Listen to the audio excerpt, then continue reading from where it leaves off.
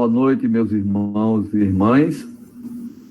É com muita alegria, né, que compartilho com vocês esse instante, humildemente pedindo a bênção de Deus, do Mestre Jesus, a permissão do coordenador, mentor do nosso grupo de estudo, professor Eurípides Bassanufo,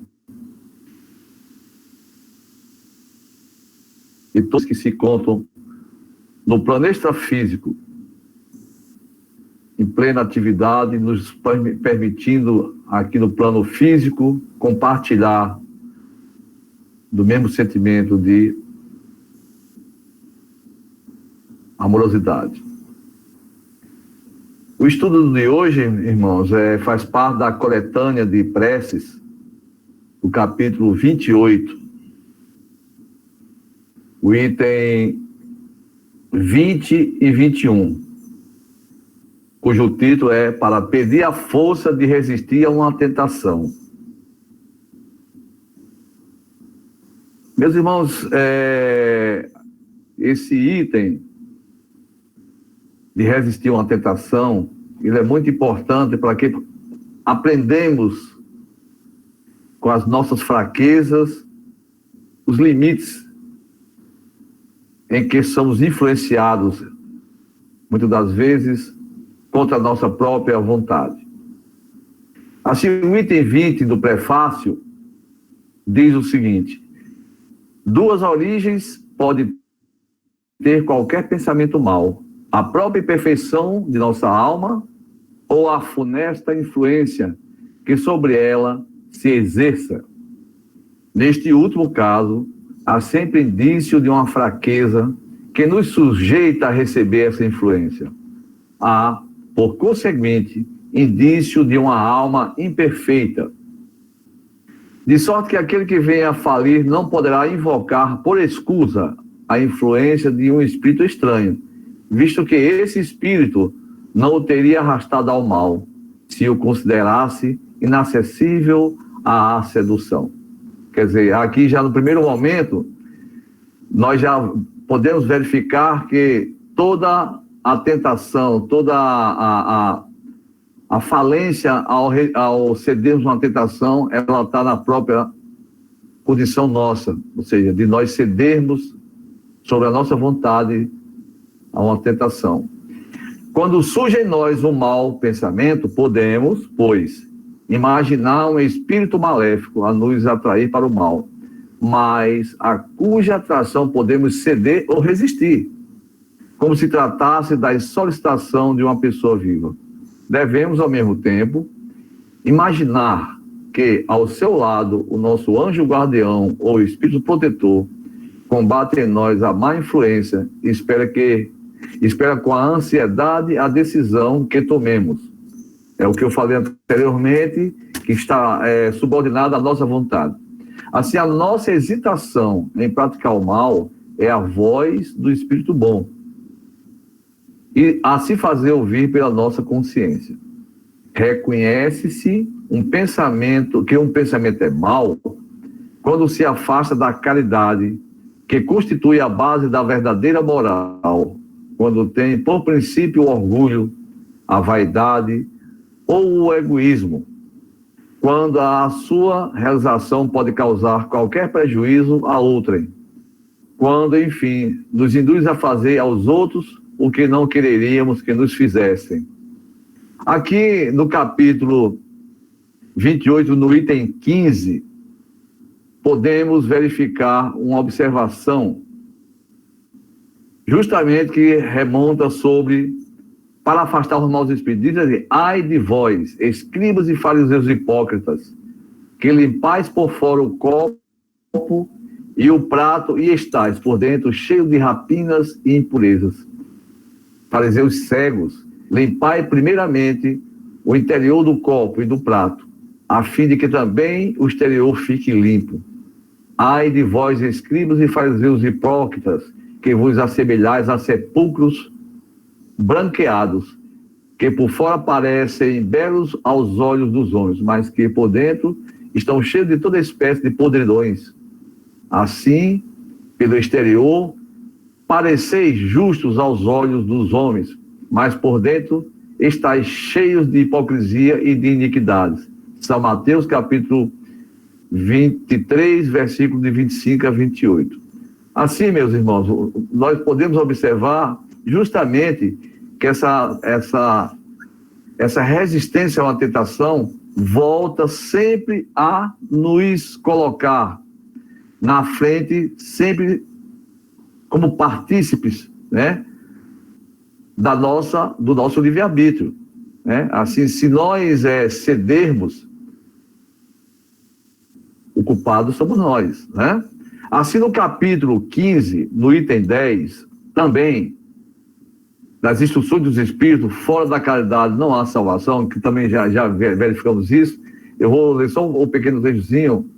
Meus filhos amáximas, fora da caridade não há salvação, estão encerrados os destinos dos homens na terra e no céu. Na terra, porque à sombra desse estandarte eles viverão em paz. No céu, porque os que a houverem praticado acharão graças diante do Senhor. Essa divisa é o facho celeste, a luminosa coluna que guia o homem no deserto da vida, encaminhando-o para a terra da promissão. Ela brilha no céu, como a auréola santa na fonte dos eleitos. E na terra se acha gravada no coração daqueles a quem Jesus dirá: passai à direita, bendito de meu Pai. Reconheço-lo-eis pelo perfume de caridade que espalham em torno de si. Nada exprime com mais exatidão o pensamento de Jesus. Nada resume tão bem os deveres do homem como essa máxima de ordem divina. Não poderia o Espiritismo provar melhor a sua origem do que apresentando-a como regra. Por isso é que um reflexo do mais puro cristianismo, levando-a por guia, nunca o homem se transviará. Dedicai-vos assim, meus amigos, a percrutar-lhe o sentido profundo e as consequências, a descobrir-lhe por vós mesmos todas as aplicações. Submetei todas as vossas ações ao governo da caridade e a consciência vos responderá. Não só ela evitará que pratiqueis o mal, como também fará que pratiqueis o bem, porquanto a virtude negativa não basta, é necessária uma virtude ativa. Para fazer-se o bem, mister sempre se torna a ação da vontade, é o que eu falei anteriormente. Para se não praticar o mal, basta, as mais das vezes, a inércia e a despreocupação. Assim, meus irmãos, eu vou ver um texto aqui do irmão X, né, da obra Contos e Apólogos, que ele justamente fala sobre a última tentação, referindo-se a todo o clima que Jesus passou, né, as tentações as quais ele vivenciou junto aos seus apóstolos, e também que ele já sabia tudo o que ia acontecer. Diz aqui o texto, a última tentação. Dizem que Jesus, na hora extrema, começou a procurar os discípulos no seio da agitada multidão que lhe cercava o madeiro, em busca de algum olhar amigo em que pudesse reconfortar o espírito atribulado. Contemplou em silêncio a turba enfurecida, fustigado pelas vibrações de ódio e crueldade, qual se devera morrer sedento e em chagas, sob um montão de espinhos, começou a lembrar os afeiçoados e seguidores da véspera. Onde estariam os seus laços amorosos da Galileia? Recordou o primeiro contato com os pescadores do lago e chorou. A saudade amargurava-lhe o coração. Por que motivo Simão Pedro fora tão frágil?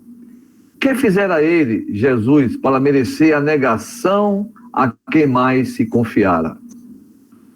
As razões teriam levado Judas a esquecê-lo? Como entregara assim ao preço de míseras moedas o coração que amava tanto? Onde se refugiara Tiago, em cuja presença tão se comprazia. Sentiu profunda saudade de Filipe e Bartolomeu e desejou escutá-los. Rememorou suas conversações com Mateus e refletiu quão doce lhe seria poder abraçar o inteligente funcionário de Cafarnaum de encontro ao peito. De reminiscência a reminiscência, teve fome da ternura e da confiança das criancinhas galileias que lhe ouviam a palavra, deslumbradas e felizes. Mas os meninos simples e humildes que o amavam perdiam-se agora à distância. Recordou Zebedeu e suspirou por acolher-se-lhe à casa singela. João, o amigo abnegado, achava ali mesmo em terrível desapontamento, mas precisava socorro para sustentar Maria, a angustiada mãe, ao pé da cruz. O mestre desejava alguém que o ajudasse de perto, em cujo carinho conseguisse encontrar um apoio e uma esperança. Foi quando viu levantar-se diante da multidão desvarada e cega alguém que ele de ponto reconheceu. Era o mesmo espírito perverso que o tentara no deserto, no pináculo do templo e no cimo do monte. O gênio da sombra, de rosto enigmático, abeirou-se dele e murmurou: amaldiçoa os teus amigos ingratos e dar-te-ei o reino do mundo. Proclama a fraqueza dos teus irmãos de ideal, a fim de que a justiça te reconheça a grandeza angélica e descerás triunfante da cruz. Dize que os teus amigos são covardes e duros, impassíveis e traidores, e unir-te-ei aos poderosos da terra, para que domines todas as consciências. Tu sabes que, diante de Deus, eles não passam de míseros desertores. Jesus escutou com expressiva mudez, mas o pranto manou-lhe mais intensamente do olhar translúcido. Sim, pensava, Pedro negara-o, mas não por maldade. A fragilidade do apóstolo podia ser comparada à ternura de uma oliveira nascente que, com os dias, se transforma no tronco robusto e nobre, a desafiar a implacável visita dos anos. Judas entregara-o, mas não por má fé, iludira-se com a política farisaica e julgara poder substituí-lo com vantagem dos negócios do povo. Encontrou no imo da alma a necessária justificação para todos e parecia esforçar-se por dizer o que lhe subia do coração. Ansioso, o espírito das trevas aguardava-lhe a pronúncia, mas o Cordeiro de Deus, fixando os olhos do céu inflamado de luz, rogou em tom inesquecível: perdoai-lhe, Pai, eles não sabem o que fazem. O príncipe das sombras retirou-se apressado. Nesse instante, porém, ao invés de deter-se na contemplação de Jerusalém dominada de impiedade e loucura, o Senhor notou que o firmamento rasgara-se de alto a baixo e viu que os anjos iam e vinham, tecendo de estrelas e flores o caminho que o conduziria ao trono celeste. Uma paz indefinível e soberana estampara-se-lhe no semblante. O mestre vencera a última tentação e seguiria agora, radiante e vitorioso, para a claridade sublime da ressurreição eterna. Irmão X. Meus irmãos, nós vemos aqui quão elevado era o Espírito de Jesus. Você vê que a indulgência dele para com todos aqueles que, por fraqueza, não conseguiram resistir às tentações, né? No momento aos quais foram submetidos, mas ele, através da humildade, amorosa, ele conseguiu perdoar cada um e não cedeu, né, à escutação, à tentação desse anjo, né, decaído, que tentou justamente fazer com que ele titubeasse, né, naquilo que ele tanto plantou, transformou nos nossos corações através do amor, né? Assim, esse texto do irmão X, ele nos oferece a condição, né, de a gente verificar que é através do nosso livre-arbítrio, como Jesus demonstrou, né, que podemos guiar nossas vidas, né, nessa escalada rumo à evolução, né? Assim, volto a um outro texto, né, ao qual Emmanuel ele reporta também o problema da tentação. Emmanuel diz o seguinte: o educador em aula tentava explicar aos meninos que o móvel das tentações reside em nós mesmos.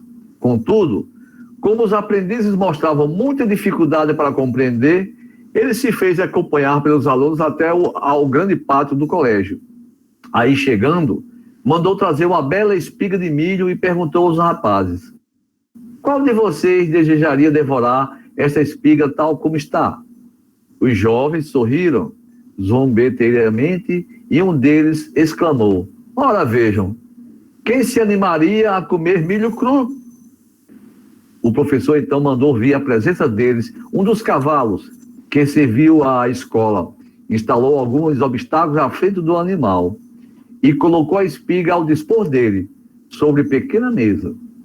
O grande equino saltou lépido os impedimentos e avançou guloso para o bocado. O professor, benevolente e amigo, esclareceu, então, bondosamente, ante os alunos surpreendidos: a tentação nos procura, segundo os sentimentos que trazemos no campo íntimo. Quando cedemos a alguma fascinação indigna, é que a nossa vontade permanece fraca diante dos nossos desejos inferiores. As forças que nos tentam correspondem aos nossos próprios impulsos. Não podemos imaginar ou querer aquilo que desconhecemos. Por esse motivo, necessitamos vigiar o cérebro e o coração, a fim de selecionarmos as sugestões que nos visitam o pensamento. E terminando, afirmou: as situações boas ou mais, fora de nós, são iguais aos propósitos bons ou maus que trazemos conosco. Reforçando, meus irmãos, justamente o que o item que estamos estudando hoje, né, nos reporta sobre essa possibilidade de cedermos às tentações, muitas das vezes, desatenciosamente, né? Porque quando a gente cede a uma tentação, é porque não estamos observando justamente ao comportamento, né? Essa verdade espiritual que cada um de nós trazemos como filhos de Deus, né? E fechando o estudo da noite, até para que possamos ter mais espaço para todos os irmãos possam abordar as suas opiniões, né, e colocar suas abordagens, né, o item 21 da prece, que diz o seguinte: Deus Todo-Poderoso, não me deixeis sucumbir à tentação que me impele a falir.